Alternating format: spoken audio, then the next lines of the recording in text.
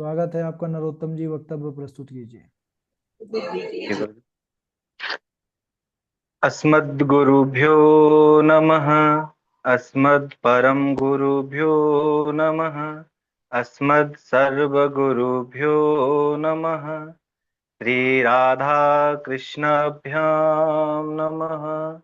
श्रीमते रामानुजाय नमः। लंबोदरं परम सुंदरमेकदंतम् पीतांबरं त्रिनयनं परमं पवित्रम् उद्यद्दिवाकरनिभोज्वलकान्तिकान्तम् विघ्नेश्वरं सकलविघ्नहरणं नमामि।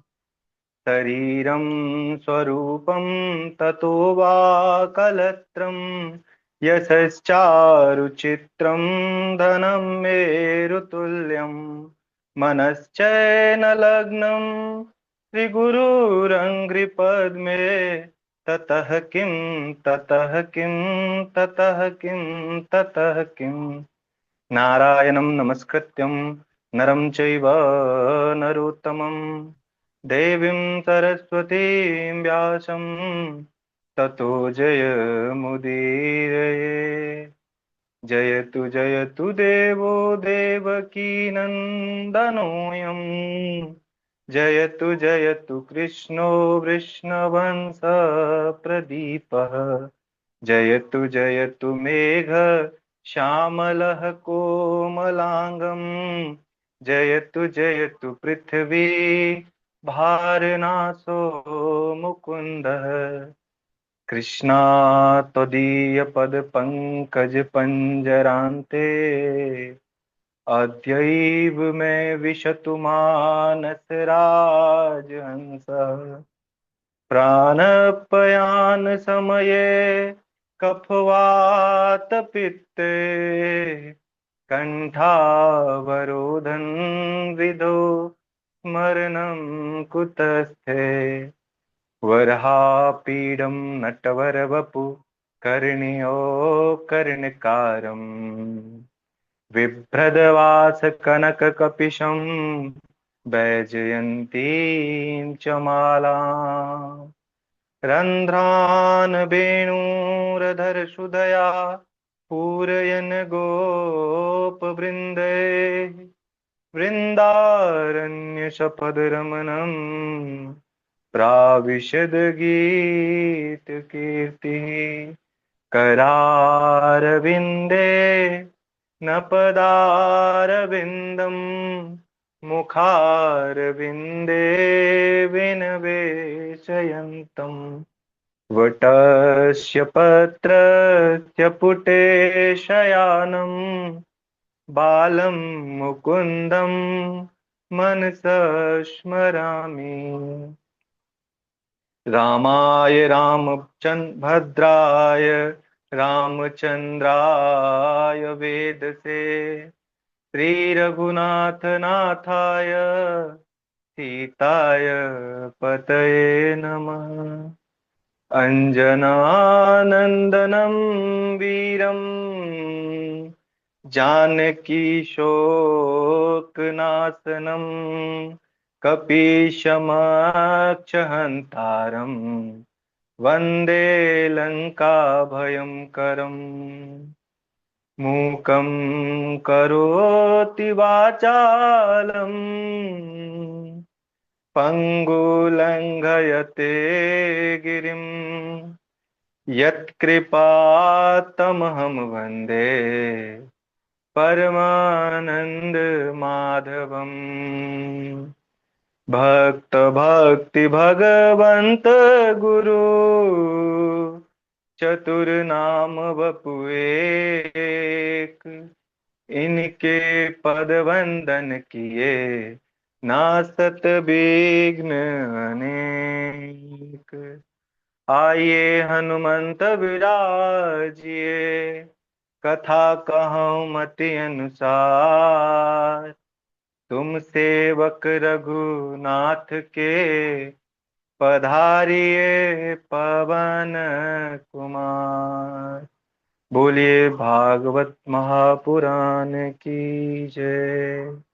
अनंत कोटि ब्रह्मांड नायक, अचिंत कल्याण, गुणगण निधान, सर्वेश्वर सर्वाधिपति, अकारण करुणा वरुणालय, अकारण करुणा कारक, सरल जन कल्य शापहारक, परात्पर प्रब्रह्म, अनंत कोटि कंदर्प दर्प दलन पटियान, निर्गुण निराकार सगुण साकार, जगदैक बंधु करुणैक सिंधु, श्री सच्चिदानंद घन परमात्मा श्री कृष्ण एवं श्री राधा रानी जी के युगल चरणार बिंदों में दास नरोत्तम का बारंबार प्रणाम।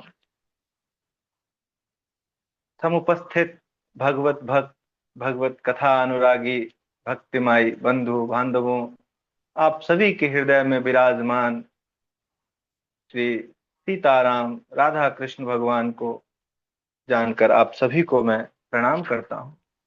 सिया राम मैं सब जग जानी, करहूँ प्रणाम जोर जुग पानी। आज हम लोग भगवत कथा में भागवत जी के महिमा का और भागवत जी के भूमिका का श्रवण करेंगे। भागवत जी एकदम शुरू से सुनेंगे, श्रवण करेंगे।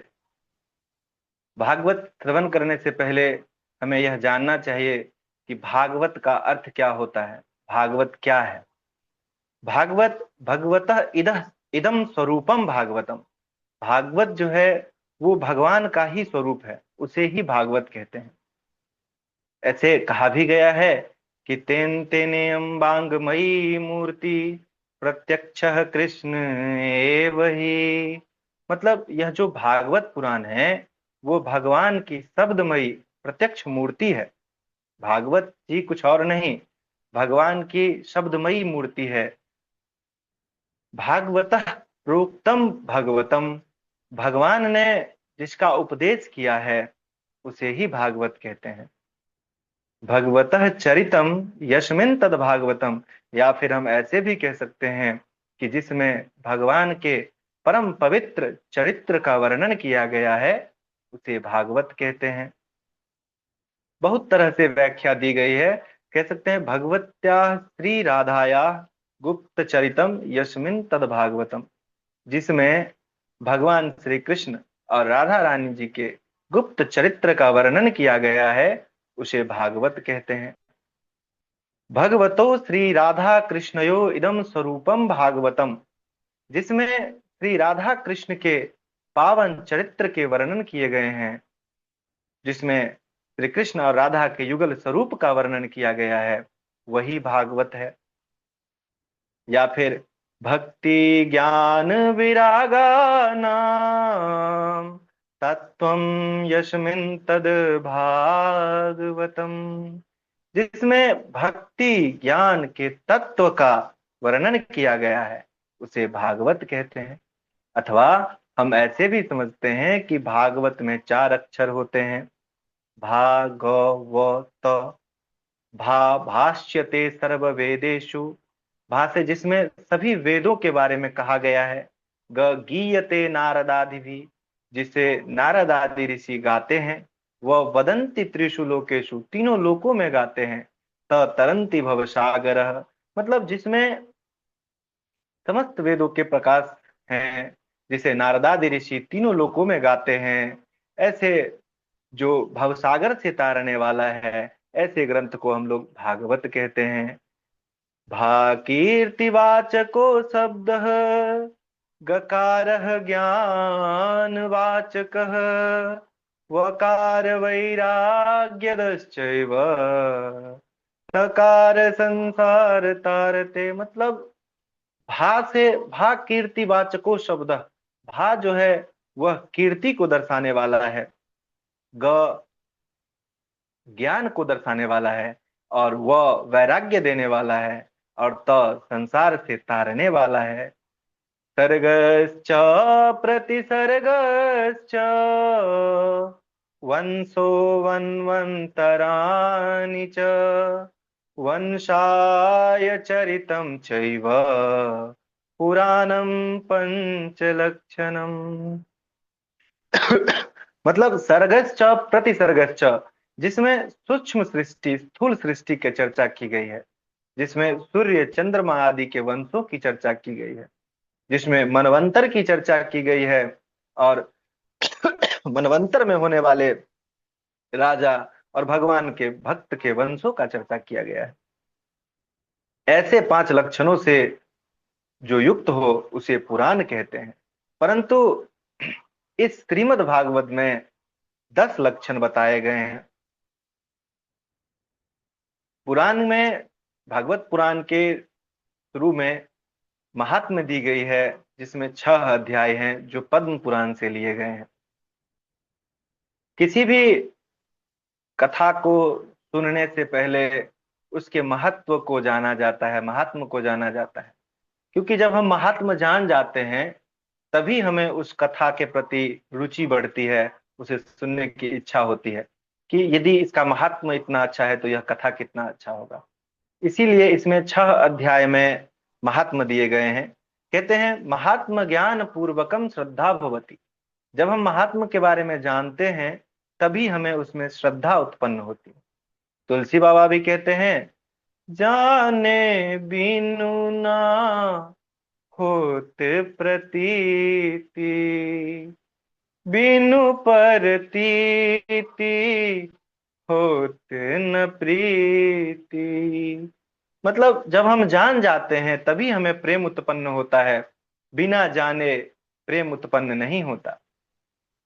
महात्म में जो 6 अध्याय हैं उसमें से प्रथम 3 अध्याय जो है वो भक्ति ज्ञान और वैराग्य के बारे में दिया गया है, और मध्य के जो 2 अध्याय हैं उसमें धुंधकारी और गोकर्ण की चर्चा की गई है, और अंत के 1 अध्याय में भागवत श्रवण कैसे किया जाए, इसका क्या नियम है, उसकी चर्चा की गई है।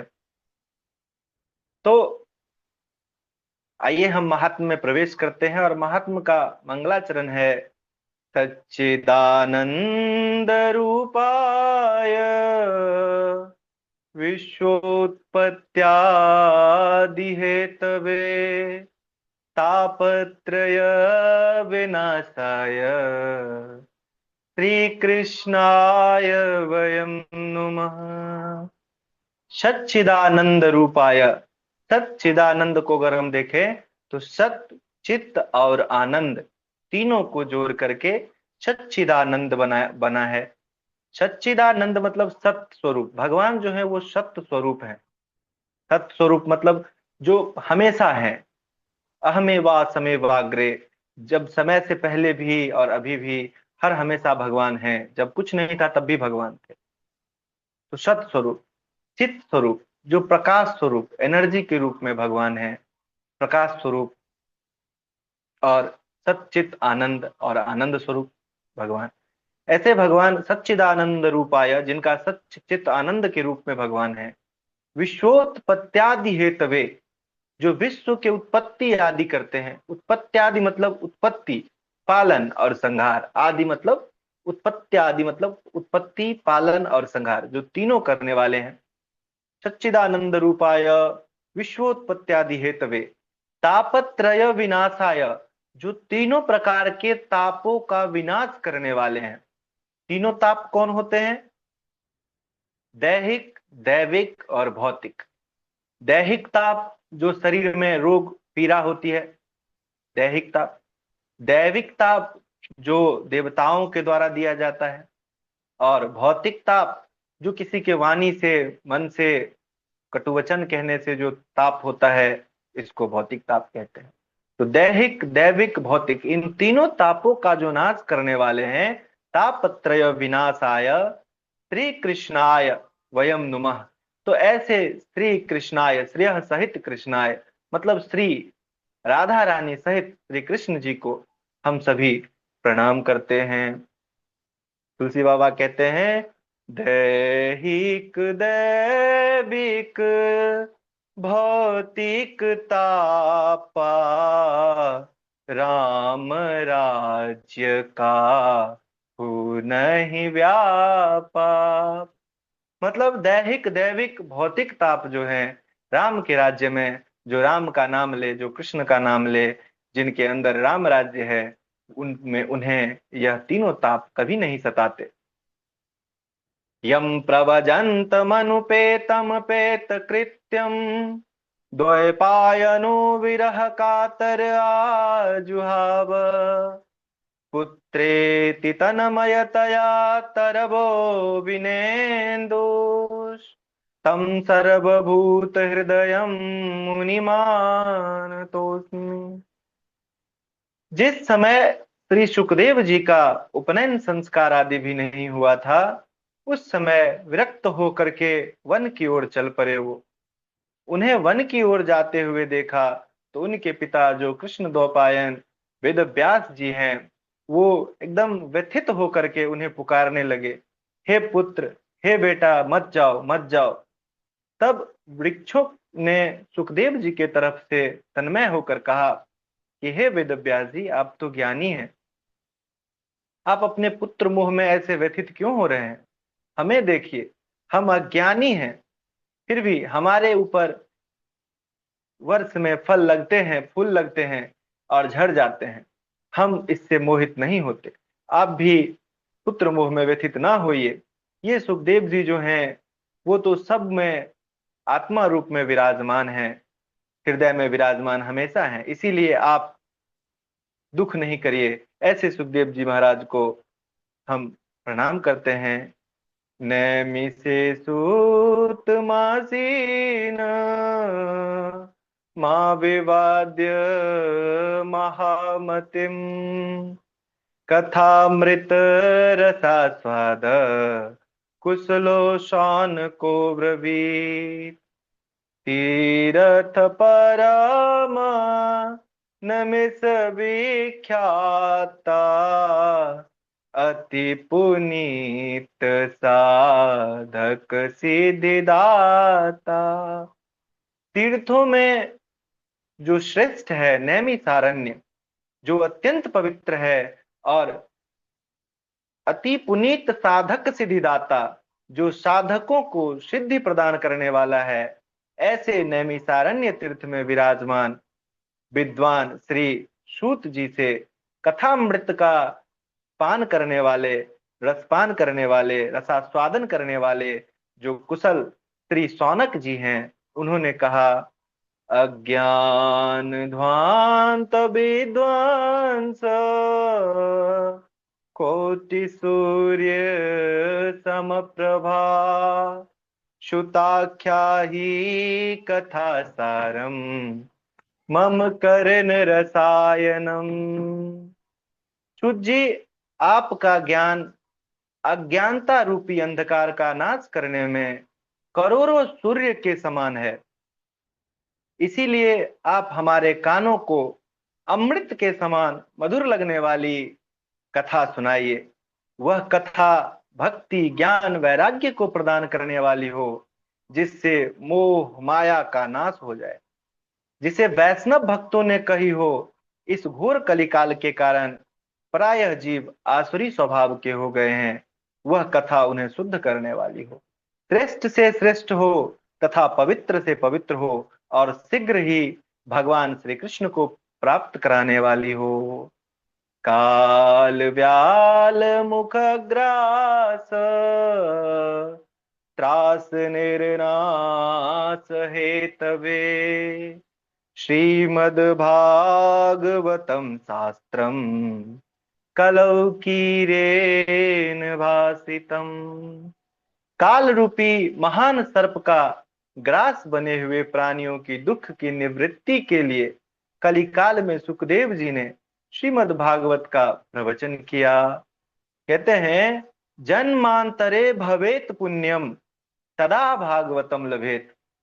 भागवत का लाभ प्राप्त कब होता है? ऐसे ही नहीं हो जाता। जब हमारे आपके जन्म जन्मों के पुण्यों का उदय होता है, तब भागवत कथा सुनने को मिलती है। जिस समय श्री सुखदेव जी राजा परीक्षित को यह कथा सुना रहे थे, श्रवण करा रहे थे, उस समय देवता स्वर्गलोक से अमृत का कलश लेकर के श्री सुखदेव जी के चरणों में पधारे और प्रणाम किया। कहा सुखदेव जी महाराज, आप एक काम करिए, यह जो अमृत का कलश है इसे आप परीक्षित जी को पिला दीजिए, जिससे इनकी मृत्यु नहीं होगी, यह अमर हो जाएंगे। और इस कथा का, ये जो कथा अमृत है, इसका पान आप हमें कराइए।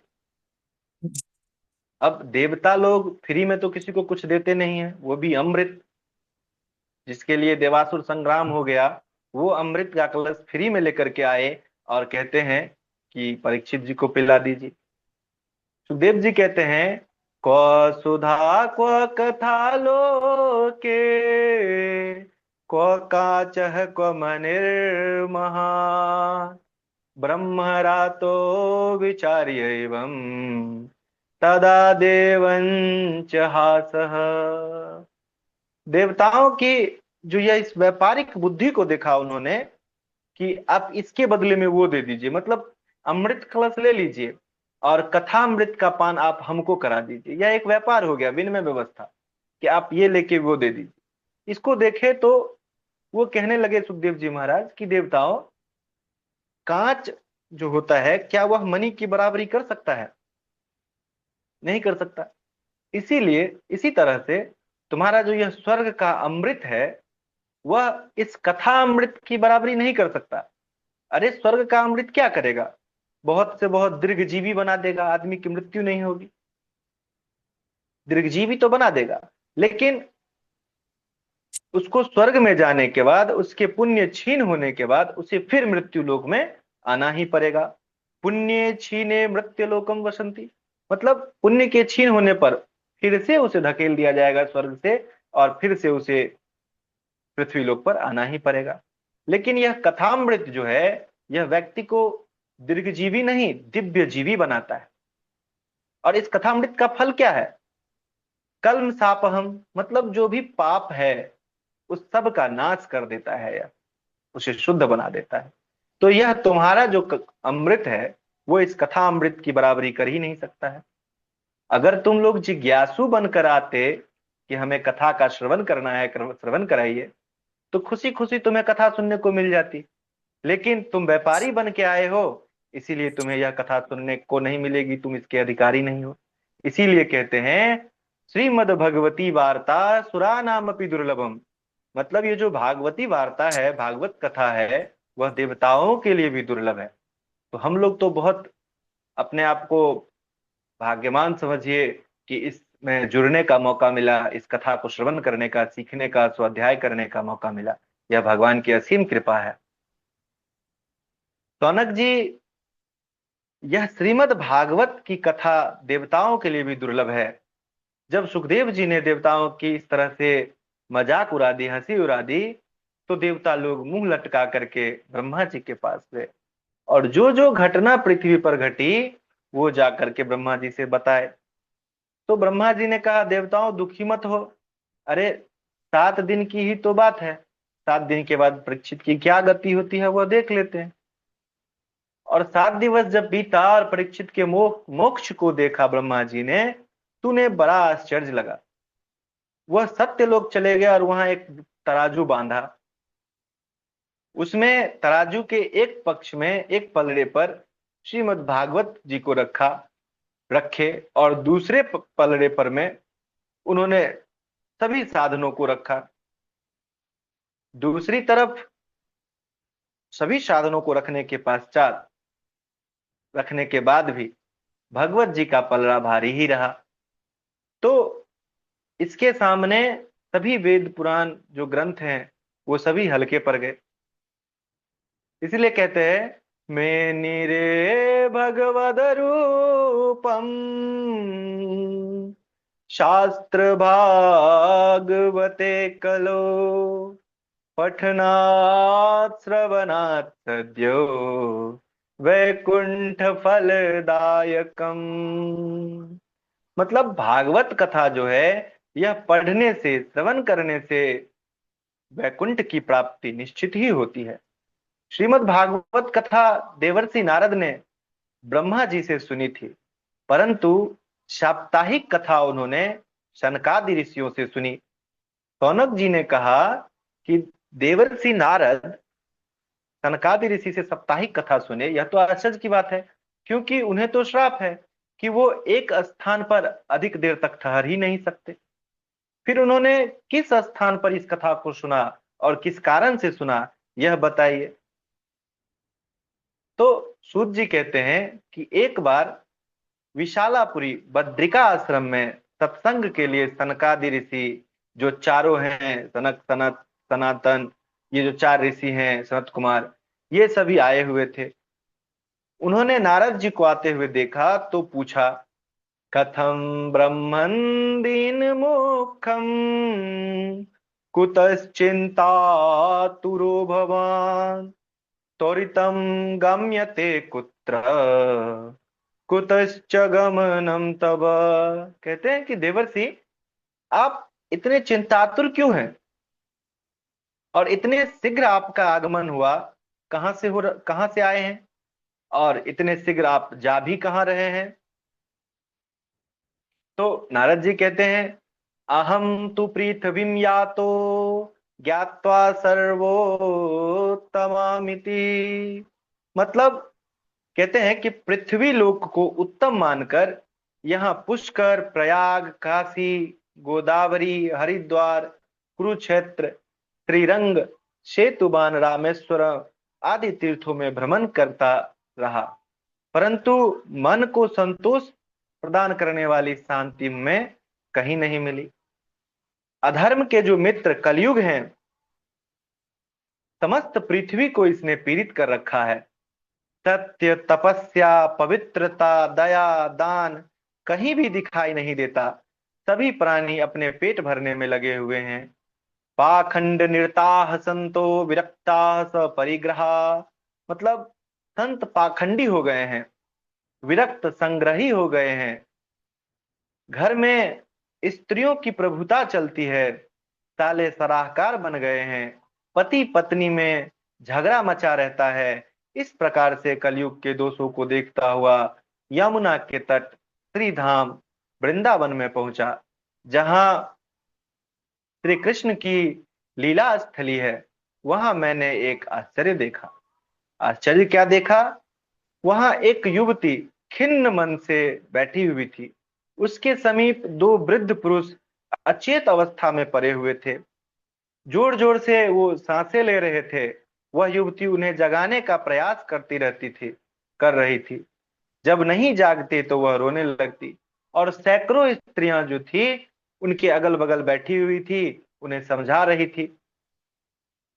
यह आश्चर्य देखकर मैं उनके पास गया। मुझे देखते ही वह युवती उठकर खड़ी हो गई और कहने लगी, भो भो साधो क्षणं तिष्ठ मयि चिंतामपि नाशय। कहने लगी, हे महात्मन, कुछ देर ठहर जाइए, मेरी चिंता का नाश कीजिए। मैंने कहा, देवी आप कौन हैं? यह दोनों पुरुष और ये स्त्रियां कौन हैं, तथा आप अपने दुख का जो कारण है वह मुझे विस्तार से बताइए। तो उस देवी ने कहा, अहम भक्ति रीति ख्याता इमौ में तन यौ मतौ ज्ञान वैराग्य नामानो काल योगे जर्जरो। उन्होंने कहा, देवर्षि मैं भक्ति हूं और यह दोनों ज्ञान वैराग्य मेरे पुत्र हैं। काल के प्रभाव से यह वृद्ध हो गए हैं, और यह सब गंगा आदि नदियां हैं जो मेरी सेवा के लिए यहाँ आई हुई हैं। उत्पन्ने द्रविडेशाहम वृद्धिम कर्नाटके गता क्वचित् क्वचिन् महाराष्ट्रे गुर्जरे जीर्णताम गता।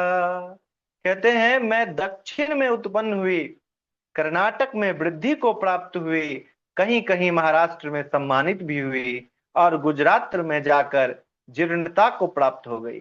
वहां घोर कलिकाल के कारण पाखंडियों ने मुझे अंग भंग कर दिया।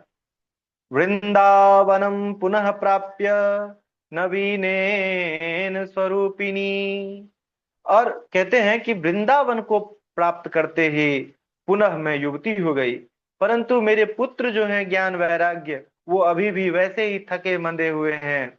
इसीलिए अब मैं इस स्थान को छोड़कर कहीं और जाना चाहती हूँ। हे देवर्षि नारद, आप इसमें मेरी सहायता कीजिए। देवर्षि नारद ने कहा, देवी, यह दारुण कलयुग है, जिसके कारण सदाचार, योग मार्ग और तपस्या लुप्त हो गए हैं। इस समय संत पुरुष दुखी और दुष्ट प्रसन्न रहते हैं।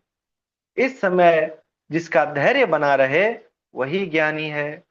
वृंदावनस्य संयोगात् पुनस्तव तरुणी नवा, धन्यम वृंदावनम तेनम भक्ति नृत्यति यत्र च। इस वृंदावन को प्राप्त करके आज पुनः आप युवती हो गई। यह वृंदावन धन्य है, जहां भक्ति महारानी नृत्य करती है। भक्ति देवी कहते हैं कि देवर्षि, यदि यह कलयुग इतना ही अपवित्र है तो राजा परीक्षित ने इसे स्थान ही क्यों दिया, स्थापित ही क्यों कहा किया। और करुणा परायण भगवान श्री हरि जो हैं नारायण, वह इस अधर्म को होते हुए कैसे देख रहे हैं, कैसे बर्दाश्त कर रहे हैं। देवर्षि नारद ने कहा, देवी, जिस दिन भगवान श्री कृष्ण इस लोक को छोड़कर अपने धाम को गए, उसी समय साधनों में बाधा पहुंचाने वाला कलयुग आ गया। दिग्विजय के समय राजा परीक्षित की जब दृष्टि उस कलयुग पर पड़ी, तो कलयुग दीन के समान उनकी शरण में आया और भ्रमर के समान सारग्राही राजा परीक्षित ने उसे देखा। यत् फलम नास्ति तपसा न योगेन समाधिनः, तत्फलम लभते सम्यक कलौ केशव कीर्तनात्। कहते हैं उनको कलयुग को जगह देने के कारण, जगह जो दिया उन्होंने, इसमें एक कारण था। कारण क्या था कि जो फल अन्य युगों में तपस्या, योग, समाधि के द्वारा प्राप्त नहीं होता था, वह फल कलयुग में केवल मात्र भगवान श्री हरि के कीर्तन करने से प्राप्त हो जाता है। इसी एक गुण के कारण राजा परीक्षित ने कलयुग को स्थापित कर दिया। देवी, इस कलिकाल के कारण पृथ्वी के संपूर्ण पदार्थ बीजहीन भूसी के समान व्यर्थ हो गए हैं। धन के लोगों के कारण कथा का सार जाता रहा। लोग जो कथा कहते हैं उन्हें धन का लोभ हो गया है, लोभ से कथा कहते हैं, तो इस कथा का सार भी जाता रहा। अयम तो युग धर्मो ही वर्तते कस्य दूषणम। यह युग धर्म ही है, इसमें किसी का कोई दोष नहीं। देवर्षि नारद की इन वचनों को सुनकर भक्ति महारानी को बहुत आश्चर्य हुआ। उन्होंने कहा, देवर्षि, आप धन्य हैं, तथा मेरे भाग्य से ही आपका यहाँ आना हुआ है। साधु का दर्शन इस लोक में समस्त सिद्धियों को प्रदान करने वाला है। जयति जगति मायां यस्य कायादवस्ते, वचन रचन मेकं केवलं चाकलय्य। ध्रुव पदमपि यातो यत् कृपातो ध्रुवोऽयम्, सकल कुशल पात्रं ब्रह्मपुत्रं नतास्मि। जिन आपके एकमात्र उपदेश को धारण करके कयाधु नंदन प्रहलाद ने माया पर विजय प्राप्त कर ली, और जिन आपकी ही कृपा से ध्रुव ने ध्रुव पद को प्राप्त कर लिया, ऐसे ब्रह्मा जी के पुत्र देवर्षि नारद को मैं प्रणाम करती हूँ। देवर्षि नारद कहते हैं कि हे देवी, आप भगवान श्री कृष्ण के चरण कमलों का स्मरण करो, आपका दुख दूर हो जाएगा। जिन भगवान श्री कृष्ण ने कौरवों के अत्याचार से द्रौपदी की रक्षा की, वे श्री कृष्ण कहीं गए नहीं हैं, और आपको तो वह प्राणों से प्रिय हैं, आपको तो वह प्राणों से ज्यादा प्यार करते हैं। आपके बुलाने पर वह नीच के घर भी चले जाते हैं। देवर्षि नारद ने जब इस प्रकार भक्ति महारानी की महिमा का वर्णन किया तो भक्ति महारानी ने कहा, देवर्षि आप क्षण भर में मेरा दुख दूर कर दिए, अब आप ऐसा प्रयास कीजिए जिससे कि मेरे पुत्रों का दुख दूर हो जाए और उन्हें चेतना प्राप्त हो जाए। भक्ति महारानी के इस प्रकार कहने पर देवर्षि नारद ज्ञान वैराग्य को हिला डुला कर उठाने का प्रयास करने लगे। जब वो नहीं जागे तो वेद वेदांत का घोष करने लगे, गीता का पाठ करने लगे। इससे उनकी मूर्छा जैसे तैसे तो टूटी, लेकिन वह जम्हाई लेकर के फिर से सो गए। नारद जी चिंतित हो गए और गोविंद का चिंतन करने लगे। उसी समय आकाशवाणी हुई, उद्यमः सफलस्तोयम् भविष्यति न संशयः। देवर्षि तुम्हारा उद्योग सफल होगा, इसमें कोई संदेह नहीं है। इसके लिए तुम सत्कर्म करो और वह सत्कर्म तुम्हें साधु पुरुष बताएंगे। आकाशवाणी को सुनकर देवर्षि नारद विचार करने लगे कि आकाशवाणी ने भी गुप्त रूप से वर्णन किया है। वह कौन सा साधन है जिसके करने से ज्ञान वैराग्य की मूर्छा दूर हो जाए। देवर्षि नारद ने ज्ञान वैराग्य को वहीं छोड़ा और तीर्थों में जाकर संत महात्माओं से उसे पता करने लगे कि आकाशवाणी का गुप्त अर्थ क्या था। संत महात्मा जब नारद जी को आते देखते तो वह अपनी अवज्ञा के कारण अपना कुट आश्रम छोड़कर चले जाते या मौन व्रत धारण कर लेते। कोई कुछ नहीं बताया उन्हें।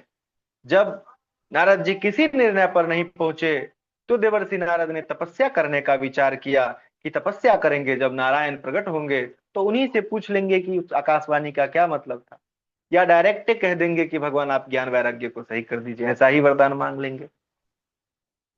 तप बल रचे प्रपंच विधाता, तप बल विश्व सकल जग त्राता, तप बल रुद्र करे संहारा, तप बल शेष धरे मही भारा। तपस्या करने के विचार से नारद बद्रिका आश्रम आए। उन्होंने वहां सनकादि मुनीश्वरों को देखा तो उनके चरणों में प्रणाम किया। उनसे कहा, मुनीश्वरों आप दिखाई तो 5 वर्ष के लगते हो, लेकिन आप हो सबके पूर्वज। निरंतर हरि शरणम का जप करते रहते हो, जिससे आप वृद्धावस्था को प्राप्त नहीं करते। जिन आपके भूभृंग मात्र से भगवान श्री हरि के जो द्वारपाल जय और विजय हैं वह पृथ्वी पर गिर पड़े, और जिन आप ही की कृपा से उन्होंने पुनः वैकुंठ को प्राप्त किया। हे मुनीश्वर, जो आकाशवाणी ने जिस साधन के विषय में बताया कहा वह कौन सा साधन है, बताइए। शनकादि मुनीश्वरों ने कहा, देवर्षि प्रसन्न हो जाओ, चिंता मत करो, तुम बहुत उदास दिखाई देते हो। अरे चिंता तो चिता की ओर ले जाती है, चिंता मत करो, चिंतन करो। और वो कोई तुम जानते हो इस बात को, वह तुमसे छुपी हुई नहीं है, बस चिंता के कारण तुम भूल गए हो। उन्होंने कहा, यह साधन बहुत सरल है और पहले से ही विद्यमान है। श्रीमद्भागवतालापः शतु गीतः सुखाद भी। वह श्रीमद् भागवत की कथा है जिसका गान शुकादि मुनीश्वर करते हैं। इस श्रीमद् भागवत के द्वारा भक्ति ज्ञान वैराग्य तीनों को महान बल मिलेगा और ज्ञान वैराग्य दोनों का कष्ट दूर हो जाएगा। देवर्षि नारद ने कहा कि मुनीश्वरों, जब वेद वेदांत और गीता के ज्ञान से वैराग्य की मूर्छा नहीं टूटी तो भागवत जी से क्या टूटेगी? नहीं टूटेगी, नहीं जागेंगे वो। क्योंकि भागवत जी के प्रत्येक श्लोक में, प्रत्येक पद में वेदों का ही तो अर्थ है। सनकादि मुनीश्वरों ने कहा कि देवर्षि, जैसे वृक्ष की जड़ से लेकर के तना तक पर्याप्त रस विद्यमान होता है, परंतु जो स्वाद फल से प्राप्त होता है, क्या उसके तना को चबाने से, जड़ को चबाने से मिलेगा? नहीं मिलेगा। अरे दूध में घी विद्यमान होती है, लेकिन जिस घी से हम हवन करते हैं, क्या दूध से हवन करेंगे तो वह होगा? नहीं होगा, अग्नि बुझ जाएगी। इसी तरह से हम जानते हैं कि शक्कर गन्ना से बनती है, गन्ना मीठा होता है, लेकिन खीर बनाने के लिए शक्कर डालना पड़ता है। अगर हम गन्ना डालें तो खीर मीठी होगी? नहीं होगी। यही बात है कि भागवत जी जो है, भागवत का जो वो भागवत कथा है, वह फल है, पका हुआ फल है, जिसका रस सभी पाप ताप को, तीनों तापों को दूर करने वाला है। वेदोपनिषदाम सार जाता भागवती कथा। यह जो श्रीमद् भागवत कथा है, वह वेदों का सार सर्वस्व है। देवर्षि नारद ने कहा, मुनीश्वरों, मुझे भागवत की कथा कहाँ करनी चाहिए, उसके लिए उपयुक्त स्थान बताइए। शनकादि मुनीश्वरों ने कहा, गंगा द्वार समीपे तु तटमानंद नामकम। गंगा द्वार हरिद्वार के समीप आनंद नामक तट है। वहां नवीन और कोमल बालुका के ऊपर मंच बनाओ और भागवत की कथा प्रारंभ करो। देवर्षि नारद ने कहा, सनकादि मुनीश्वरों, आपके रहते वक्ता हम दूसरा किसी को कहाँ ढूंढेंगे? आप ही वक्ता के रूप में, मैं आपको वक्ता के रूप में वर्ण करता हूं, आप ही कथा कहेंगे। अपने साथ उन्हें हरिद्वार ले आए और वहां बड़ा सुंदर मंच बनाया, व्यास गद्दी बनाई गई, उसमें सनकादि मुनीश्वरों को बिठाया। सनकादि मुनीश्वरों ने जैसे ही भगवान की भागवत कथा प्रारंभ की, त्रिलोकी में हल्ला मच गया। ब्रह्मा आदि सभी देवता, भृगु, वशिष्ठ, चवन्य आदि ऋषि, वेद वेदांत मंत्र यंत्र तंत्र, 17 पुराण, गंगा आदि नदियां और समस्त तीर्थ मूर्तिमान होकर कथा सुनने के लिए प्रकट हुआ है। क्योंकि तत्रैव गंगा यमुना त्रिवेणी गोदावरी सिंधु सरस्वती च वसन्ति सर्वाणि तीर्थानि तत्र यत्राच्युतोदार कथा प्रसंग। जहां भगवान की त्रिहरि की कथा होती है, वहां गंगा आदि समस्त नदियां, तीर्थ जितने हैं, वो सभी मूर्तिमान होकर प्रकट हो जाते हैं। देवर्षि नारद ने सभी को आसन दिया तथा सभी जय जयकार करने लगे। सनकादि मुनीश्वरों ने भागवत की महिमा का वर्णन प्रारंभ किया। सदा सेव्या सदा सेव्या श्रीमद्भागवती कथा यस्याः श्रवणमात्रेण हरिचित्तम समाश्रये। अरे, भागवत कथा का सदा सर्वदा सेवन करना चाहिए, क्योंकि श्रवण करने से भगवान श्री हरि हृदय में आकर विराजमान हो जाते हैं। किम सुतैर बहुभिः शास्त्रे पुराणश्च भ्रमावहे एकम भागवतम शास्त्रम मुक्तिदानेन गर्जति। बहुत से पुराण और शास्त्रों को सुनने का कोई उद्देश्य ना रखे, ना कोई प्रयोजन बनाए, यह तो भ्रम उत्पन्न करने वाला है। मुक्ति प्रदान करने के लिए एकमात्र भागवत शास्त्र ही गर्जना कर रहा है कि कोई भागवत का कथा श्रवण करे, अध्याय करे या पढ़े, तो उसकी मुक्ति निश्चित ही है। मृत्यु के समय निकट आने पर जो भागवत कथा को श्रवण करता है, भगवान श्री हरि उस पर प्रसन्न होकर उसे वैकुंठ धाम देते हैं। जो पुरुष स्वर्ण के सिंहासन पर श्रीमद् भागवत की पोथी को रखकर दान करता है, उसे गोलोक धाम की प्राप्ति हो जाती है। अजन्म मात्रमपि येन सठेन किंचितम विधाय सुख शास्त्र कथा न पीता चंडाल वच खर रव वदते न नीतम मिथ्या स्वजन्म जननी जनि दुख भाजा। जिन्होंने अपने जीवन में मन लगाकर भागवत कथा का श्रवण नहीं किया, वह चंडाल अथवा गधे के समान है। उसने व्यर्थ में ही अपनी मां को प्रसव पीड़ा प्रदान की है। वह जीते जी मुर्दे के समान है, मनुष्य के रूप में भार रूप पशु के समान है। ऐसे मनुष्य को धिक्कार है। ऐसे स्वर्गलोक में इंद्रादि देवता कहा करते हैं। सनकादि मुनीश्वर इस प्रकार भागवत कथा की महिमा का वर्णन कर ही रहे थे, उसी समय एक आश्चर्य होता है। भक्ति सुतौ तौ तरुणौ गृहत्वा प्रमयीकरूपा सहसा विरासी। श्री कृष्ण गोविंद हरे मुरारे, नाथेति नामानि मुहुर् वदन्ति। भक्ति महारानी तरुणी अवस्था को प्राप्त कर अपने दोनों पुत्र को लेकर वहां प्रकट हो गई और श्री कृष्ण गोविंद हरे मुरारी, हे नाथ नारायण वासुदेव का कीर्तन करने लगी, नृत्य करने लगी। ऋषियों ने जब उन्हें नृत्य करते हुए देखा तो कहने लगे, यह कौन है और कैसे प्रकट हो गई।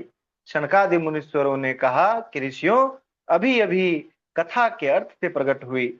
भक्ति महारानी ने कहा, मुनीश्वरों, कलिकाल के प्रभाव में मैं जीर्ण नष्ट हो गई थी, आपने कथा के रस से मुझे पुनः प्रकट कर दिया।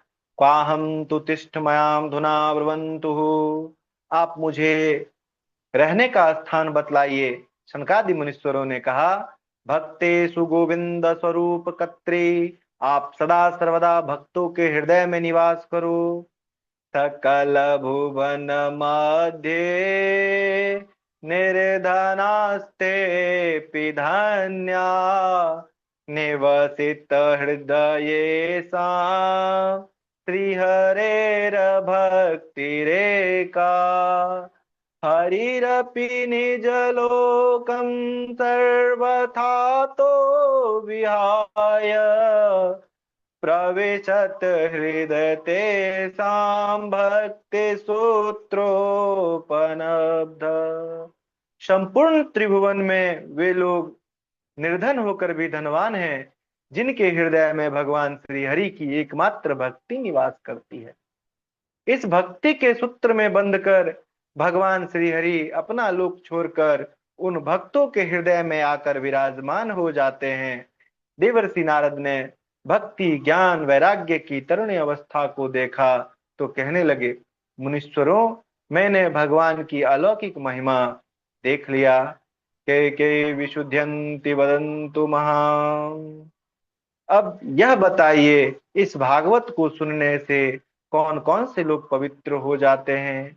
शनकादि मुनीश्वरों ने कहा, ये मानवाः पाप कृतस्तु सर्वदा, सदा दुराचार रता विमार्गा, क्रोधाग्निदग्धा कुटिलाश्च कामिना, सप्ताह यज्ञेन कलौ पुनन्ति ते। जो मनुष्य सदा सर्वदा पाप करते हैं, दुराचारी हैं, कुमार्गगामी हैं, क्रोध की अग्नि में सदा जलते रहते हैं, कुटिल हैं, कामी हैं, ऐसे लोग भी कलयुग में भागवत के सुनने से पवित्र हो जाते हैं। देवर्षि नारद से इस विषय में मैं तुम्हें एक इतिहास सुनाता हूँ, जिसके सुनने मात्र से पाप नष्ट हो जाते हैं। बोलिए भागवत भगवान की जय। इससे आगे की कथा हम लोग अगले वक्तव्य में श्रवण करेंगे। बहुत ही पवित्र कथा पतित धुंधकारी और गोकर्ण जी की है। आगे के वक्तव्य में हम इसे श्रवण करेंगे। बोलिए भागवत भगवान की जय, श्री कृष्ण भगवान की जय, गुरु महाराज की जय, माता पिता की जय, सभी श्रवण करने वालों की जय। नमः पार्वती पते हर हर महादेव। राधे राधे गुरु जी। नरोत्तम जी, बहुत सुंदर आपने उत्तर दिया और बिल्कुल रस से भरा हुआ, और बिल्कुल आप बिल्कुल मुग्ध हो करके हम लोगों को श्रवण कराया। इसलिए आप पात्र हैं, और गुरुवर की ऐसी कृपा, भगवान की ऐसी दया बनी रहे आप पर। ऐसे ही सबको अपनी मधुर वाणी से सबको सुनाते रहे। बहुत अच्छा लगा। बहुत बहुत बहुत धन्यवाद धन्यवाद। भैया। बहुत अच्छा। सब आप गुरुजनों का बहुत अच्छा वाजपेयी हैं, जी, गुरुवर की कृपा तो प्रसन्न है। हैं। झा जी, जितने लोग जुड़े हैं सभी बड़े प्रसन्न हैं। बहुत अच्छा, बहुत अच्छा।